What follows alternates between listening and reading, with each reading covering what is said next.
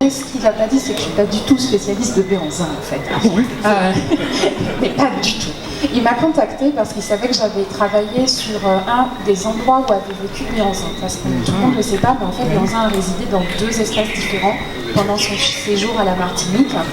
Et dans le cadre de mon travail, j'ai été amenée à travailler en particulier dans une sur une des demeures où il avait vécu. Donc de m'intéresser à l'histoire de la maison, pas à l'histoire de Béhanzin. Mais pour toucher à l'histoire de la maison, j'ai touché à l'histoire de Béhanzin. Donc en fait, Gilbert savait ça et Gilbert m'a dit « Oh bah viens, tu vas nous faire une conférence sur Béhanzin ». Donc je ne suis ni spécialiste de la fin du 19e siècle, ni spécialiste de Béhanzin, mais pour les besoins de la conférence, j'ai essayé d'élargir un peu ma connaissance. Et donc ce que je vous propose de partager ce soir, c'est les éléments que j'ai découverts sur la vie de Béhanzin. Il y a encore beaucoup de choses à apprendre, j'imagine. Donc, je vais parler du roi Béhanzin en Martinique, mais la première question que je me suis demandé, c'est comment un roi du Dahomey se retrouve soudainement en Martinique, en exil. Donc, avant de raconter à proprement sa vie à la Martinique, je vais simplement vous présenter un peu comment il s'est retrouvé dans notre île pendant près de 12 ans. Donc, Béhanzin, vous pouvez voir à l'image sous le parapluie, s'appelle aussi Béhanzin. Il y a plusieurs graphies et je vous prie de m'excuser par avance, il est fort probable que je vais écorcher quelques noms de famille. Il est l'héritier d'une lignée droite depuis 3 siècles. Il est le fils du roi Gléglé et de la reine Nan Akoussou Madjano. Il est né sur le plateau d'Abomey. Donc je vous ai mis là une carte. Ça correspond aujourd'hui à l'actuel Bénin. Vous avez le plateau d'Abomey au sud, la ville de Ouidah en côtier, et Porto Novo sur l'ouest. Donc il est né là, sur le plateau d'Abomey, sous le nom d'Arokponu Nyaka Ja Oussiyami. Et quand il va devenir l'héritier officiel du trône, il va prendre le nom de Kondo en 1875. Et il va effectivement devenir roi au décès de son père. Son père meurt en décembre 1889. Et donc, Kondo devient le roi du Dahomey, du royaume du Dahomey, et prend alors le nom de Béhanzin Aïdjeri. Et on a donc gardé, nous, pour parler de lui, le nom de Béhanzin. Quand il monte sur le trône, il a environ 45 ans. Et en fait, bien plus que ses ancêtres, Béhanzin va devoir faire face à l'occupation des Français sur le continent africain. On est à l'époque où il y a le Second Empire colonial qui se constitue. Il y a notamment la conférence de Berlin en 1884-85 qui partage l'Afrique entre les pays européens. Et donc Béhanzin doit faire avec la présence française sur le continent, près de ses terres. Et dans les premiers temps où il monte sur le trône, il va essayer de gérer ça plutôt sous forme d'accord. Il y a un accord qui est signé en 1890, le 30 octobre, qui s'appelle l'accord de Ouidah, et qui reconnaît le protectorat français sur Porto Novo, donc qui est en bas, là où il y a l'étoile. Et en échange, il obtient une rente annuelle pour faire fonctionner son royaume. En fait, cet accord, c'est un moment de répit de 2 ans. 2 ans après, il y a des affrontements qui ont lieu entre les troupes françaises qui sont commandées par le colonel Dodds et entre les troupes de Béhanzin. Béhanzin va lutter. Il a à l'époque une troupe armée d'environ 15 000 hommes et de 4 000 femmes. Et je vous ai mis cette carte postale qui est beaucoup plus récente. Elle date des années 1930, mais les Amazones du Dahomey ont beaucoup fait parler d'elle. C'était l'armée de Béhanzin, une partie de son armée. Et malgré ces 15 000 hommes et 4 000 femmes, Béhanzin va être battu par les Français, qui sont bien moins nombreux, mais qui sont armés avec des armes beaucoup plus modernes. Son armée va être décimée, on parle d'environ 4 000 morts, 8 000 blessés. Et le colonel Dodds va rentrer dans Abomey, qui est alors en flammes. Béhanzin fuit son royaume, mais en y mettant le feu avant quand même. Donc Béhanzin prend la fuite, il tente en vain de résister, il essaye de négocier avec l'État français, il essaye de faire passer une délégation à Paris, et ça échoue. Donc il continue de se battre avec le reste de son armée, Et finalement, eh ben, il décide de se livrer, voyant qu'il n'arrive pas à combattre. Il va se livrer de lui-même le 25 janvier 1894. Et il se soumet de son plein gré à une seule condition, en fait, c'est de pouvoir rencontrer le roi des Français, pour lui son homologue, en fait, le président des Français, Sadi Carnot.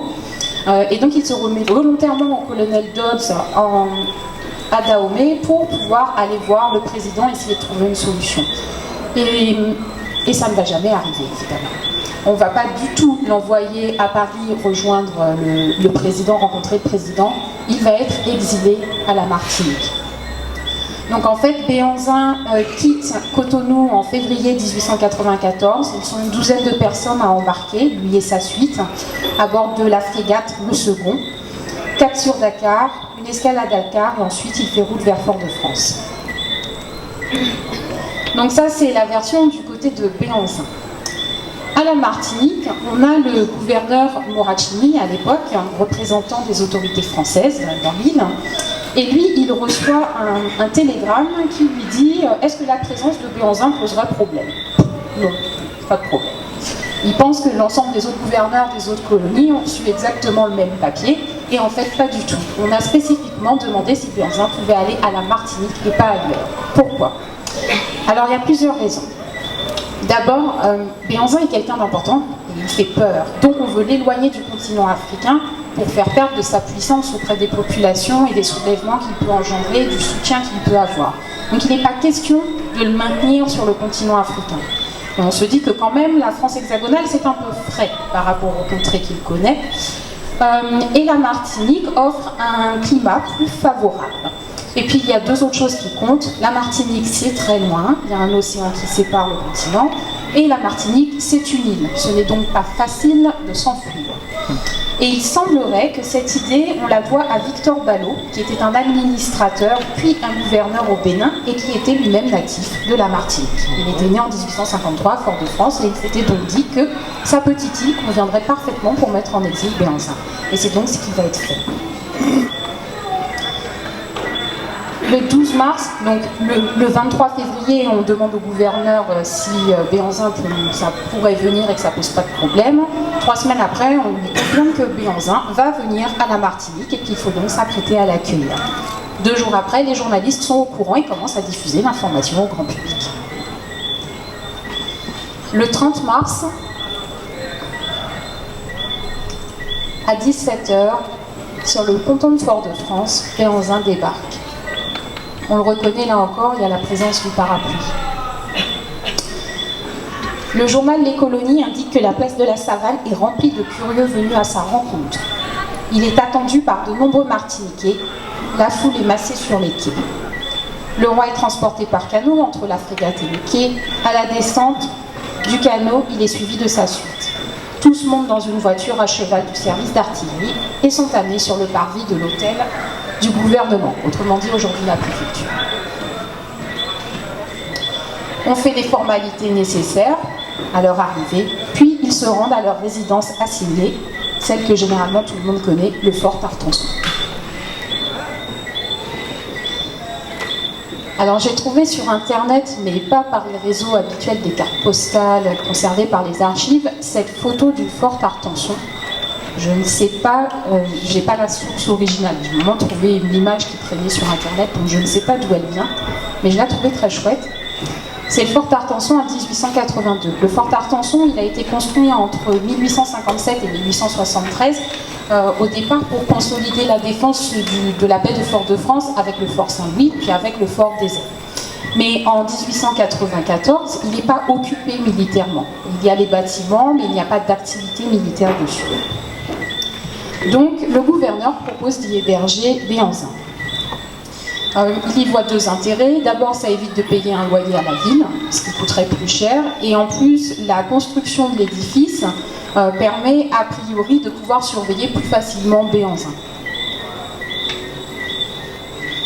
Donc, le site est rapidement aménagé.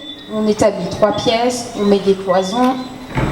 Ça forme un petit ensemble pour loger le souverain et sa suite. Il y a un salon salle à manger, un fauteuil, 6 chaises, récupérées au lazaret de la Pointe du Bout. une table, du linge de service, des couverts, quelques commodes, des lits. En fait, le minimalisme de l'équipement ne manque pas de marquer les quelques visiteurs qui vont voir Béhanzin. Et par exemple, j'ai trouvé dans la presse Frédéric Fèvre qui écrit en 95, et là je le cite, « Une vaste pièce s'éclairant dans la cour du fort côté des remparts, 6 chaises, un tapis, un grand fauteuil au fond une portière donnant accès dans les appartements du roi et de ses femmes, et c'est tout. » Et les visiteurs sont plus ou moins choqués par le dénuement dans lequel est mis Béhanzin, parce que c'est quand même un roi. Il a beau être déchu et exilé, c'est un roi.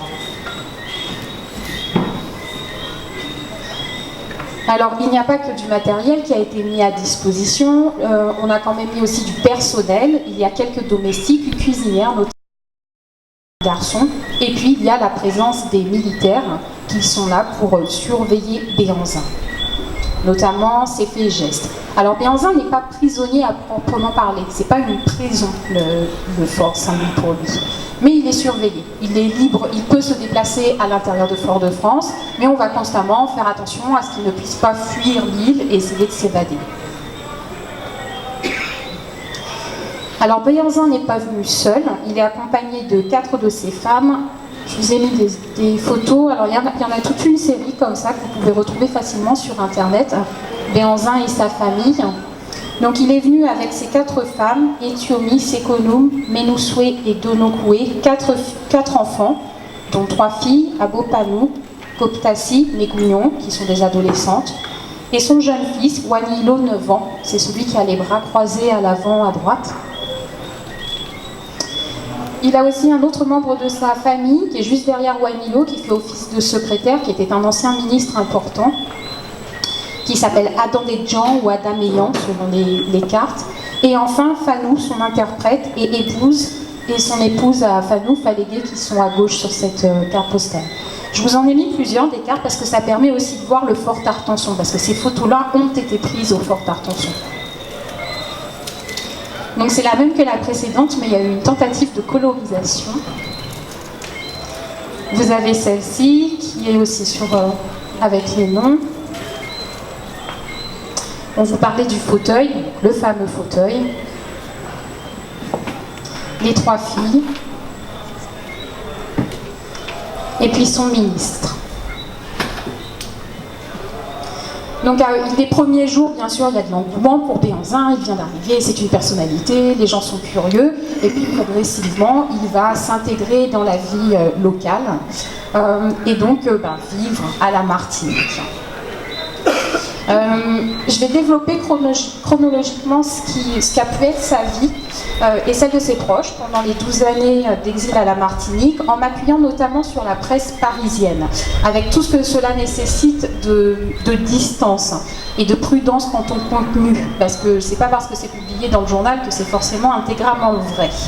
Mais c'est intéressant parce qu'en fait, la presse parisienne reçoit des dépêches et elle les relaye, et donc ça permet d'avoir un regard sur différents aspects de sa vie qui intéressent les gens, à commencer par son intérêt pour l'Église catholique. Donc, je vous disais tout à l'heure qu'un des souhaits de Béhanzin, c'était de pouvoir rencontrer Sadi Carnot, ce qu'il n'a jamais pu faire, et Sadi Carnot, en fait, a été assassiné quelques mois après l'arrivée de Béhanzin à la Martinique. Et donc il y a eu partout en France des cérémonies d'hommage, et il y a aussi eu des cérémonies d'hommage à la Martinique. Et donc le 3 juillet 1894, Béhanzin assiste à une cérémonie religieuse en l'hommage de l'assassinat de Sadi Carnot, qu'il considérait comme le chef blanc à l'Élysée, son homologue. Donc c'était sûrement un moment important pour lui, d'abord parce qu'il voyait l'impossibilité qu'il aurait à jamais de rencontrer ce président qu'il souhaitait voir, et aussi parce que c'est quelqu'un du même rang que lui qu'on vient de tuer, donc quelqu'un d'important aussi à ses yeux en termes de symbolique. Il assiste apparemment à sa première messe à ce moment-là, mais ce n'est pas son premier contact avec l'univers catholique. En fait, il y avait des missionnaires sur le continent africain, dont notamment le père Alexandre d'Orgère, j'ai lu, qui était missionnaire en Afrique et avec lequel il entretenait a priori une relation d'amitié. Donc il avait déjà eu des contacts avec la religion catholique, mais c'était sa première messe. Et il semble qu'à partir de ce moment-là, il a affectionné se rendre à l'édifice régulièrement.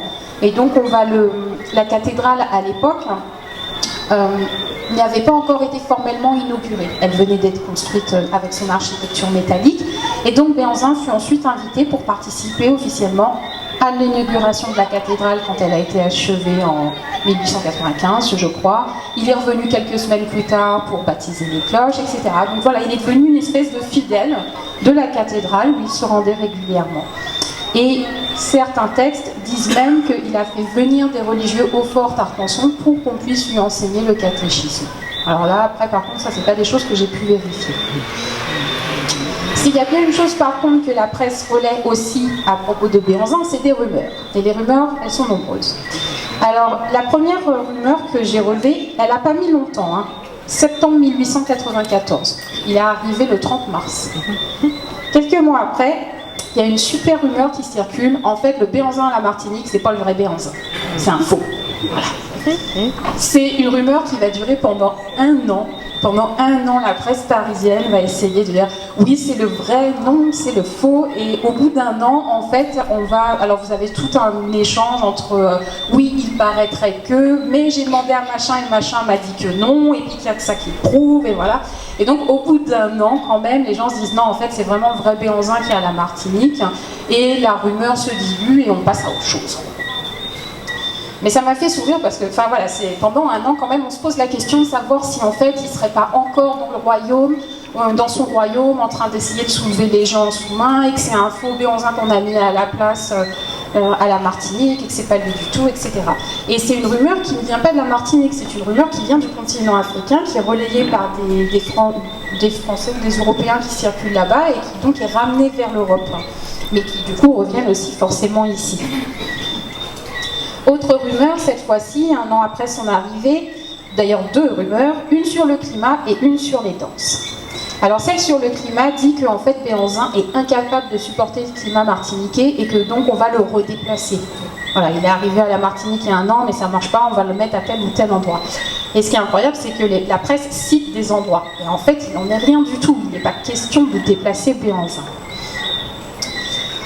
Et l'autre rumeur, c'est qu'on le force, lui et ses filles, à danser pour obtenir quelques faveurs ou quelques douceurs pour améliorer leurs conditions quotidiennes.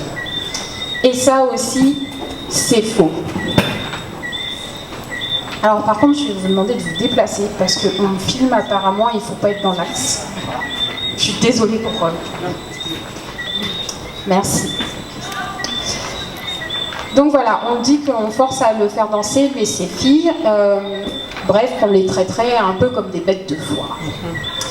Les deux rumeurs sont fausses, mais les deux rumeurs sont intéressantes pour moi, parce que comme souvent, quand il y a des rumeurs, c'est qu'il y a quelque chose à l'origine de la rumeur, ça ne vient pas comme ça. Et il y a des éléments réels qui les construisent. Et parmi les éléments réels qui les construisent, sur la question du climat, Béhanzin va toujours se plaindre d'avoir froid à la Martinique. C'est une constante dans les courriers que j'ai pu voir et dans les récits qui sont faits. Alors, est-ce que c'est les récits qui se copient les uns les autres? Ou est-ce que c'est vraiment une parole de Béhanzin quand il rencontre les gens? Mais a priori, il va toujours trouver qu'il fait trop froid à la Martinique par rapport à son royaume d'origine. Pour la seconde, pour ce qui est du fait qu'on les force à danser, là je pense que ça relève d'autres choses. À mon avis, il faut probablement y voir le regard de quelqu'un d'assez acerbe sur la situation, qui était critique, mais dont les propos ont probablement été déformés. En fait, Béhanzin et sa famille étaient amenés à participer à ce qu'on appellerait aujourd'hui des mondanités, des réceptions. Ils étaient invités chez les uns et les autres, où des personnalités venaient leur rendre visite. Et il est probable que dans ces moments, d'ailleurs, il y a eu dans ces moments des échanges. Des échanges où Béhanzin ou ses filles ont été amenées par exemple à chanter ou à esquisser quelques pas de danse selon leur propre culture. Donc par exemple, j'avais relevé qu'en avril 1994, il reçoit des hauts fonctionnaires et des dames de la société.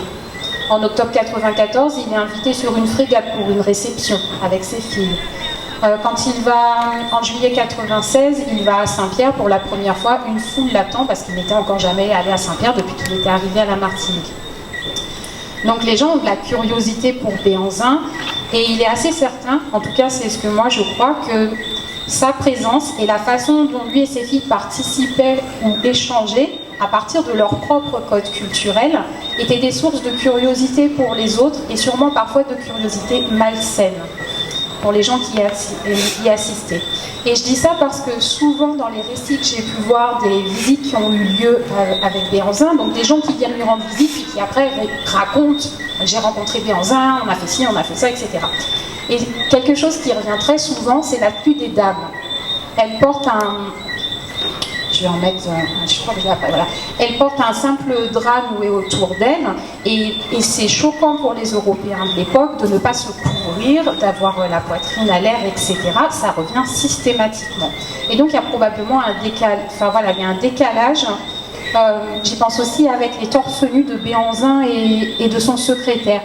De ce que j'ai pu lire, pour eux, ça symbolise une forme de confiance, c'est une espèce d'honneur, c'est lié à leur statut, etc. Sauf que pour un Européen, quand on est dans le cadre de ces fonctions, on ne se présente pas torse nu, on se présente avec sa chemise bien nouée, etc. Donc voilà, donc il y a des décalages et des incompréhensions probables qui naissent dans les codes culturels qui sont différents quand les gens se rencontrent. Alors les récits de voyageurs, justement, je voulais vous en présenter quelques-uns. Ils sont intéressants parce qu'en fait, dans les récits, on présente à la fois Béhanzin comme un tyran sanguinaire, un sauvage, et en même temps, on essaye de souligner toute sa capacité à respecter des codes protocolaires, à respecter des cérémoniales, etc. Donc en fait, il y a toujours dans les récits une sorte de c'est un sauvage, mais pas autant qu'on l'imagine. C'est un peu ça quand on résume. Et donc, il va y avoir plein de récits de visiteurs. J'en ai relevé 1, 2, 3, 4, 5, 6, au moins 7. Il y a un côté attraction du coin. Et surtout, il faut se rappeler que quand il passe, il y a un véritable cérémoniel. Donc là, je me suis appuyée sur un article qui est paru en décembre 1887 dans la presse Le Matin par Georges Thiébaut. Et Georges Thiébaut rappelle qu'on ne va pas visiter Béhanzin comme ça. D'abord, il faut une autorisation du gouverneur. Quand on va voir Béhanzin, ce n'est pas n'importe qui peut aller voir Béhanzin, et il faut une autorisation avant de pouvoir aller le voir. Il y a un protocole, il y a un cérémonial, il faut se faire annoncer, et Béhanzin se présente toujours sous son grand parapluie, qui est tenu par une de ses épouses, tenant et fumant sa pipe. Béhanzin se présente toujours avec... sous son parapluie cérémonial, il est toujours drapé avec un tissu particulier, il a son bonnet, il a sa pipe, et ça fait partie de la mise en scène. Que ce soit quand il reçoit quelqu'un, ou quand il y a des photos qui sont prises, ou quand il va chez quelqu'un, il y a toujours ce cérémonial. C'est un roi, un ex-roi, mais c'est un roi. Il a aussi un sceptre en bois dur avec une crosse d'argent, signe de sa royauté. Apparemment, c'est son seul signe de sa royauté qui lui reste quand il est à la Martinique. Et en fait, les récits disent que quand il ne peut pas se déplacer lui-même, il fait déplacer le sceptre comme représentant de lui-même. C'est-à-dire qu'il va envoyer quelqu'un avec le sceptre et c'est un peu comme s'il était là. Et comme on visite un Béhanzin, on lui amène un présent. Donc très souvent des cigares. C'est ce qui revient le plus dans les récits que j'ai pu voir. Alors parmi les récits, je vous en ai sélectionné 2. Il y en a un qui est de Louis Garot en janvier 95 et un de Jean Lyonnais qui a été fait un peu plus tardivement. J'aime beaucoup celui de Louis Garot en fait. Louis Garot, c'est un ancien vice-recteur de la Martinique et il y a passé 3 ans. Et dans son ouvrage qui s'appelle 3 ans à la Martinique, il raconte sa rencontre avec Béhanzin. Et je pense que c'est mon récit préféré parce que c'est le seul qui est bienveillant en fait. Il remet en cause ses propres préjugés. Et c'est dans les récits que j'ai pu voir, c'est le seul qu'il fait, qui met un peu de distance sur ce qu'il imagine, ce qu'il vit, etc. Et je vais vous en lire un petit extrait. Les journaux, dans leur cruelle fantaisie, m'avaient d'abord imprimé pour le roi du Dahomey une profonde aversion. Aujourd'hui, mes sentiments se sont modifiés. Je ne crois ce roi ni aussi sauvage, ni aussi sanguinaire qu'on sait plus à le dépeindre. Je ne peux même pas me défendre d'une naissante sympathie pour lui. N'est-il pas vaincu, dépossédé, exilé? On m'a dit qu'en se livrant au général Dodds, il avait la certitude d'être décapité. C'est le sort réservé aux vaincus là-bas. Il y avait donc une certaine grandeur à affronter ainsi la mort après la défaite. Et ensuite, il fait son récit de sa rencontre. Mais je ne vais pas vous lire le récit de sa rencontre parce que du coup, son récit à lui n'est pas représentatif des récits qu'on trouve en général dans la presse. Donc je vais vous en choisir j'en ai choisi un autre, celui de Jean Lyonnais. C'est un article qui paraît au moment de l'éruption volcanique en 1902. En fait, on rassemble des articles divers pour publier en France. Et Jean Lyonnais en profite pour faire un récit de sa visite qui a eu lieu quelques années auparavant. Je vais volontairement laisser des passages de côté, parce que le racisme ambiant de l'époque transparaît suffisamment largement sans qu'en plus on développe. Donc je vais laisser les parties qui décrivent les physiques et vous donner le reste. D'abord interné au fort, l'ancien tyran du Dahomey avait été autorisé à demeurer dans une habitation particulière, aux portes de la ville, sur la route de Shelcher. C'est là que j'allais lui présenter mes hommages d'aspirant à la vie sauvage. Quelques jours plus tard, je devais être chez les Indiens de la Colombie-Ismique. Et voici le détail de cette audience, tel que je les retrouve dans mes notes. Nous attendons 5 ou 10 minutes à peine, puis Béhanzin fait une entrée assez solennelle, flanquée des 3 princesses, ses filles, et d'une esclave qui tient un crachoir. Alors il n'y a plus d'esclavage à l'époque, donc c'est pas une esclave qui est là, c'est une domestique quelconque, ou peut-être même une épouse de Béhanzin vraisemblablement. Le roi sourit largement. « Bonzou, bonzou, ami, ami !» Il nous serre la main, il ne paraît pas âgé, il est très grand. Il est drapé d'un pagne sombre. Il est drapé d'un pagne sombre, à raies violet pâle, et coiffé d'un extraordinaire bonnet qui descend en 2 triangles sur les oreilles. Un bonnet en velours noir, brodé de fleurs bleues aux tiges vertes. Nous admirons ses mains élégantes, les doigts fuselés et les ongles longs, tenus comme toute sa personne, avec une propreté de gentleman.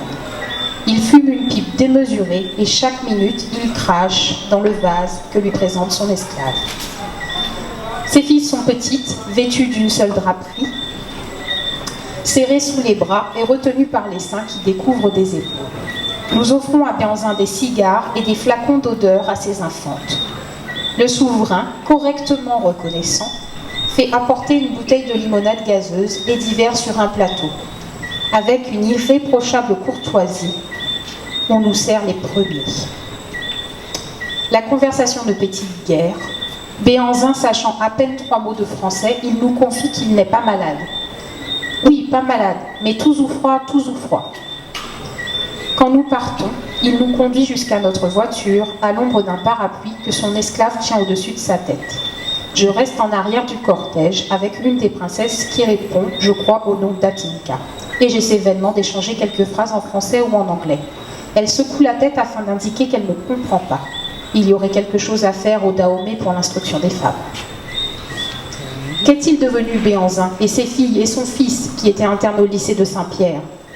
Nous savons que Fort-de-France, endormi jusque-là dans la grande paix tropicale, s'est éveillé sous la neige des cendres et la grêle des pierres.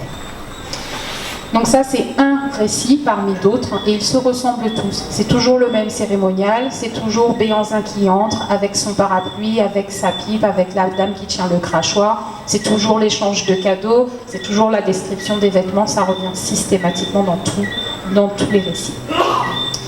Ce qu'on y apprend au fil de ces récits, c'est qu'il se nourrit de mille, autant que possible, des légumes et des fruits qu'il a connus dans son royaume et dont on retrouve certains ici, qu'il fume le tabac à la pipe et le cigare. Il y a des anecdotes qui circulent sur Béhanzin découvrant le Roquefort dans les rues de Fort-de-France, sur le fait qu'il boit aussi et qu'il aurait un penchant prononcé pour le champagne. On s'étonne de sa préférence à dormir sur les nattes à même le sol plutôt que d'utiliser les lits qu'on a mis à sa disposition. Et il semblerait même que des expressions soient nées de sa présence. Par exemple, ou qu'à prendre quoi pour Béhanzin? Est-ce que tu te prends pour Béhanzin pour parler des gens qui seraient dans l'oisiveté? Donc je ne sais pas si c'est toujours en circulation comme expression.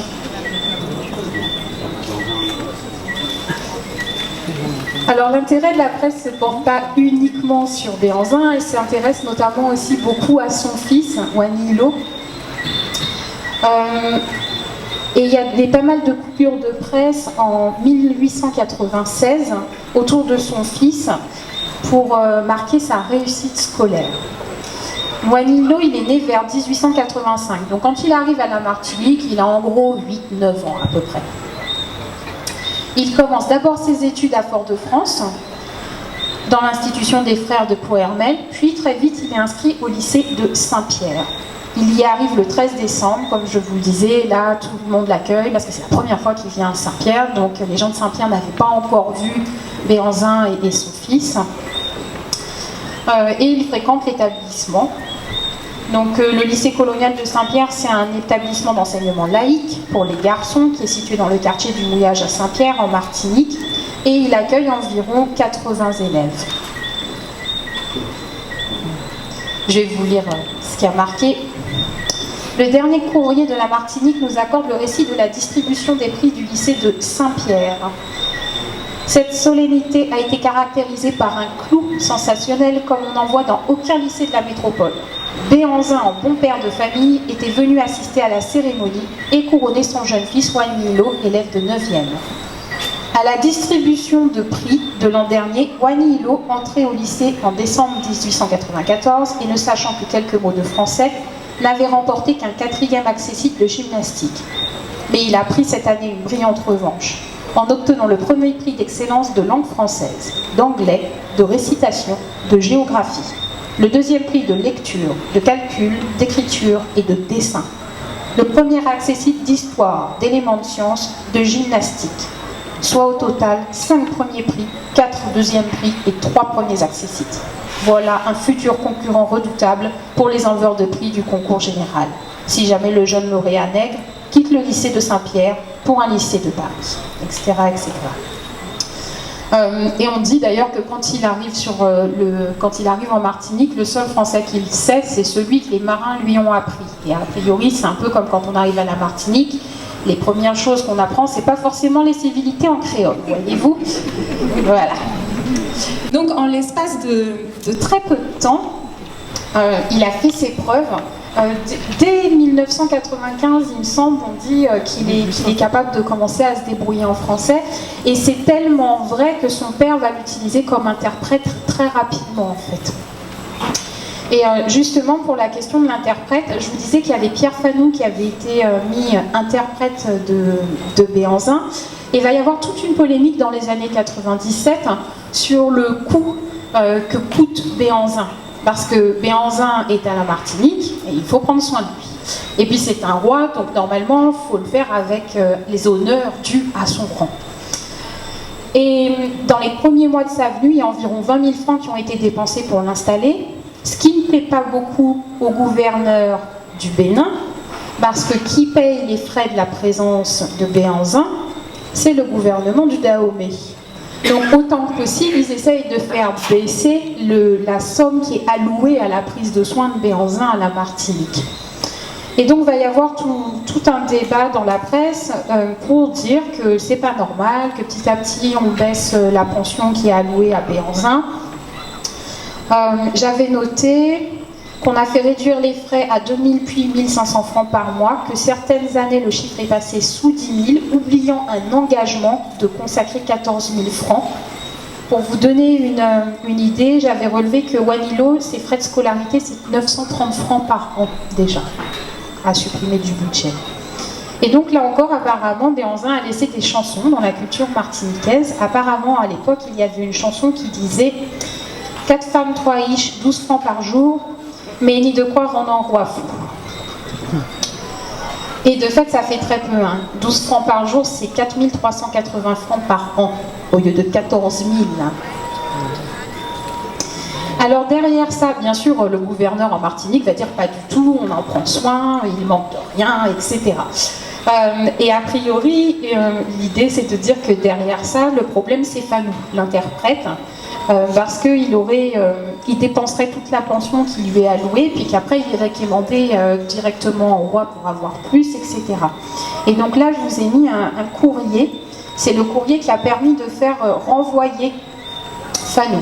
C'est un courrier de l'administrateur qui dit « J'ai l'honneur de vous prier de vouloir bien m'autoriser à renvoyer au Dahomey l'interprète Fanou, détaché près de Béhanzin.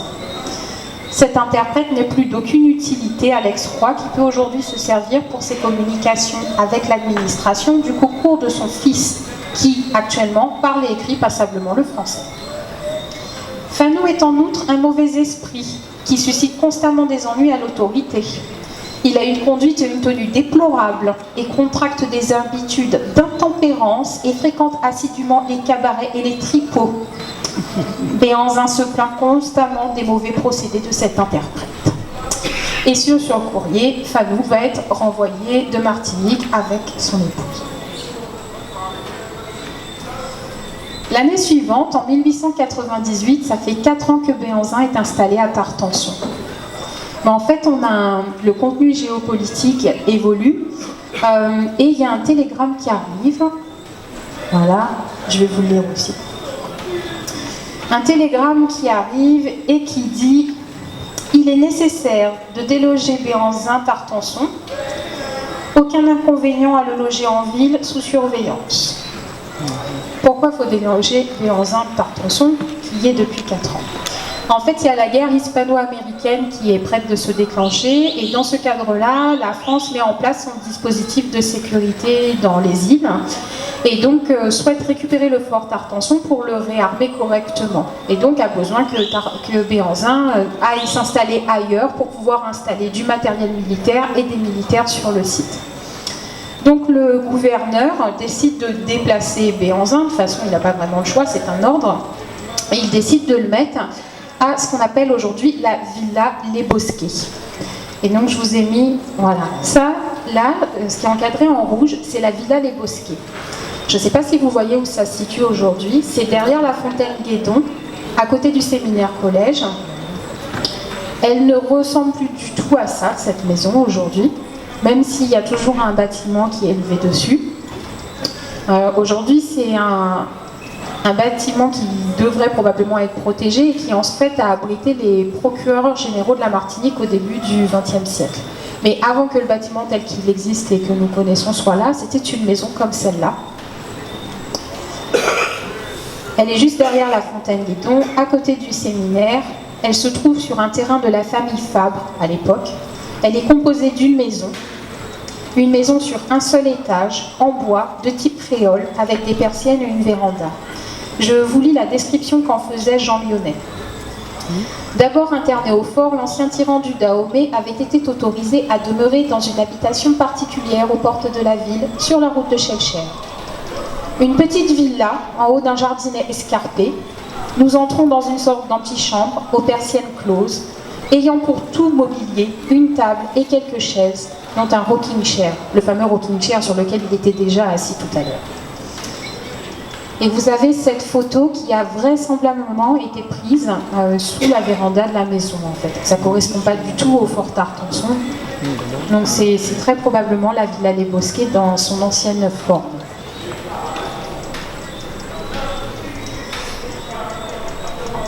Alors Jean Lyonnais dit que l'accès est facile.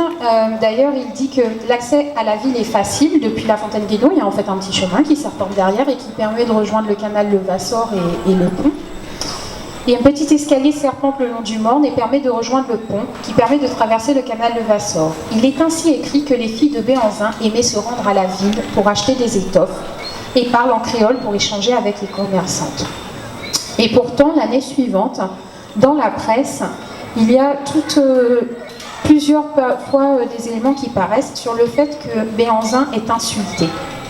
Alors en fait, c'est des propos qui sont rapportés par Monsieur Mury, qui était ancien commissaire de la marine, et qui dit que Béhanzin se faisait traiter de sale nègre par pas beaucoup moins nègre que lui, donc par des gens de couleur, des noirs et des mulattes.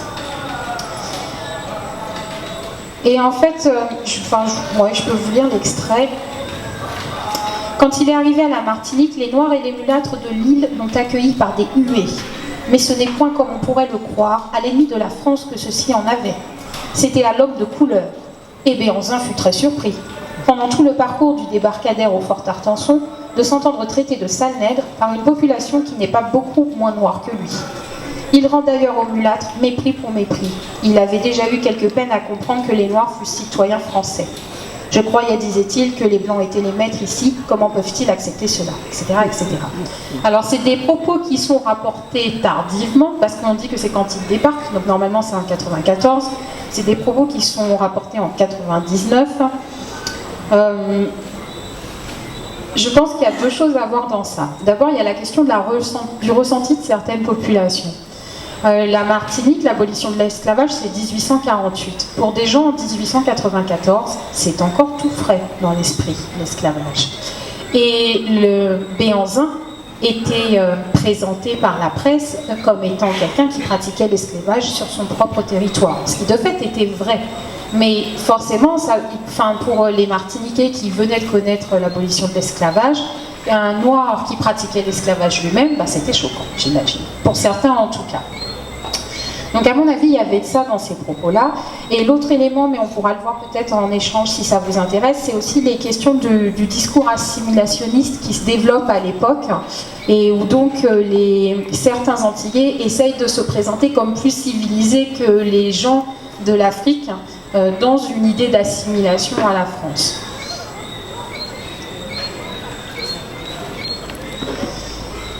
Alors malgré a priori ces insultes, Béhanzin va faire sa vie à la Martinique pendant quelques années, sa famille aussi, et ils vont connaître des morts et des naissances. Bon, ça c'est après, je vais laisser là pour l'instant. Ils vont connaître des morts et des naissances. Le secrétaire officiel de Béhanzin décède d'une pneumonie en 99, et par contre ses filles lui donnent 3 enfants. Donc il y a Abou Panou à 24 ans qui donne naissance à Frédéric en 1901. Le géniteur est officiellement inconnu. Mécouillon, 22 ans, qui donne naissance à Gabriel en 1901 aussi, quelques mois après. Lui serait le fils de Gabriel Loriot, agent du gouvernement, qui aurait servi un temps de secrétaire à Béhanzin. Et Abou Panou donne à nouveau naissance quelques années plus tard, en 1805-1806, à Andrea, qui est la fille de l'officier de cavalerie Louis Souffleur et qui a une descendance. Donc la famille s'agrandit petit à petit. Pour autant, quoi qu'il en soit, Béhanzin n'aspire qu'à une chose. Martinique, pour lui, c'est une terre d'exil. C'est une terre où on l'a envoyé de force et il souhaite partir.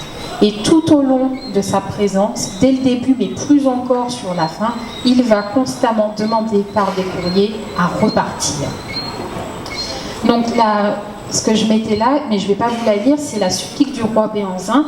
Il va non seulement écrire au gouvernement, mais il va essayer aussi de trouver du soutien auprès des députés, par exemple, et il va contacter le député Gerville Réage de la Guadeloupe pour essayer d'avoir du soutien dans sa demande de rapatriement.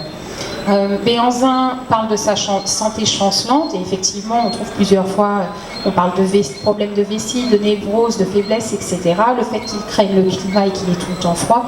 Mais en fait, Béhanzin déprime clairement, il se languit de son royaume perdu.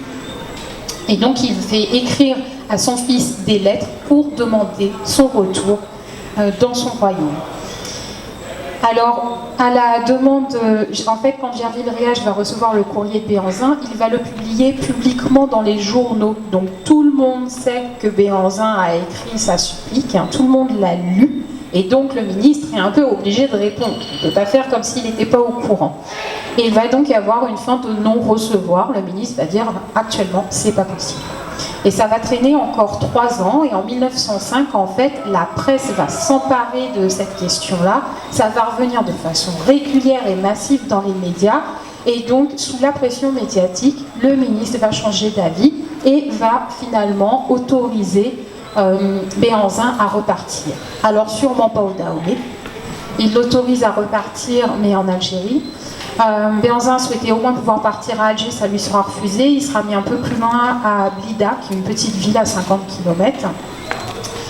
Donc la famille quitte la Martinique mi-avril 1906. Donc c'est 12 ans d'exil. Et après cela, ils repartent. Je vous ai mis cette photo qui est une carte postale qui a été prise en Algérie apparemment, mais parce qu'on voit que la famille s'agrandit. À gauche, vous avez les 2 enfants, dans les bras de la gouvernante au fond, qui est une Martiniquaise. Il y a la plus jeune, probablement Andrea, parce que la famille ne repart pas seule, une partie des domestiques les accompagne en fait. Donc ils partent à bord du paquebot de la Martinique, ils font une escale à Bordeaux, puis rejoignent Alger.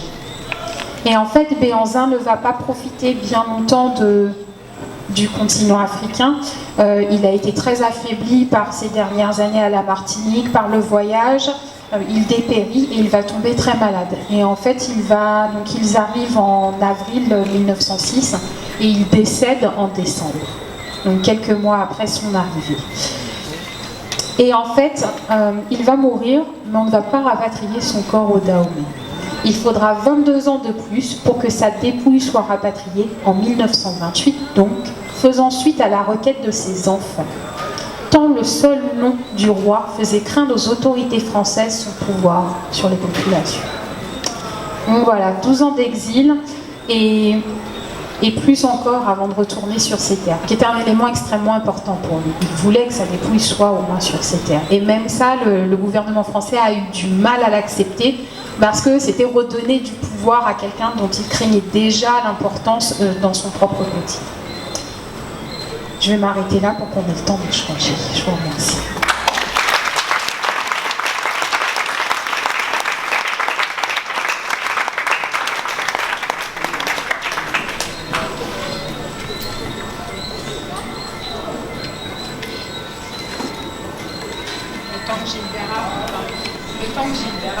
Le temps que Gilbert arrive, donc là c'est pareil, c'est une autre carte postale qui a elle aussi été prise en Algérie, et comme on voit, le cérémonial se perpétue toujours. Il reste, c'est l'ex-roi, mais quoi qu'il arrive, on continue de maintenir le cérémonial avec la pipe, la tenue, le parapluie et sa famille qui s'agrandit.